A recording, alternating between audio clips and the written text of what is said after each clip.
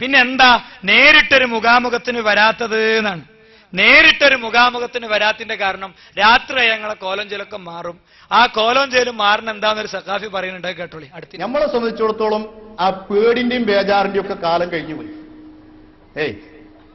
നിങ്ങളറിയോ 50 എണ്ണത്തിന് ഒരു കുപ്പി കഷ്ണം കൊണ്ട് ഞാൻ നേരിട്ടിട്ടുണ്ട്. 50 എണ്ണത്തിന് ഒരു കുപ്പി കഷ്ണം കൊണ്ട് ഞാൻ നേരിട്ടിട്ടുണ്ട്. ഇവര് വിചാരിച്ചത് ആസിറ്റ് വിളവാന്നാ. വെറുതെ പറയൊന്നുമല്ല, 50 എണ്ണത്തിന് ഞാൻ ഒറ്റക്ക് നേരിട്ടിട്ടുണ്ട്. കുപ്പി കഷ്ണന്റെ കയ്യിൽ ആകെ 500ന്റെ ഒരു അരിഷ്ട കുപ്പിയുടെ കഷ്ണം മാത്രമേ ഉണ്ടായിരുന്നു. ഇവര് വിചാരിച്ചത് ഏത് ആസിറ്റ് വിളവാന്നാ വിചാരിച്ചു. എന്റെ ഒപ്പം ഒരു 10 ഒന്നായിട്ടാണ് കൂടി. രാത്രി 1 മണിക്ക് ഞാൻ ഒറ്റക്കേണ്ടായിരുന്നു.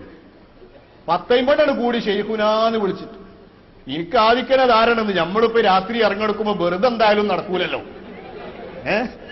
വെറുതെ എന്തായാലും നടക്കൂല. ഞാനപ്പോ അതിന് മുൻകരുതൽ എന്നോണം ഒരു അരിഷ്ടത്തിന്റെ കുപ്പി നടു വിളിച്ചിട്ട് അരയെ തിരികെ.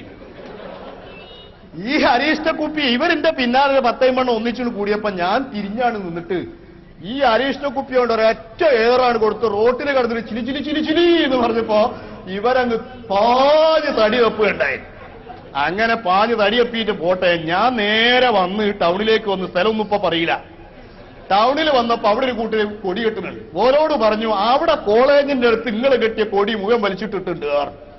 ഇവര് പോയിട്ട് നിരത്തിയാണ്ട് തച്ചു. അമലുസ്വാലിയാത്താണ് ഏത്? ഒരു ടീമിനെ കൊണ്ട് മറ്റേ ടീമിനെ തല്ലിക്കുക അല്ലെ? പിന്നെ ഈ അർദ്ധരാത്രി 12 മണിക്ക് വെക്കണ അരിഷ്ടക്കുപ്പി എന്താന്ന് ഞങ്ങൾക്ക് അറിയില്ല.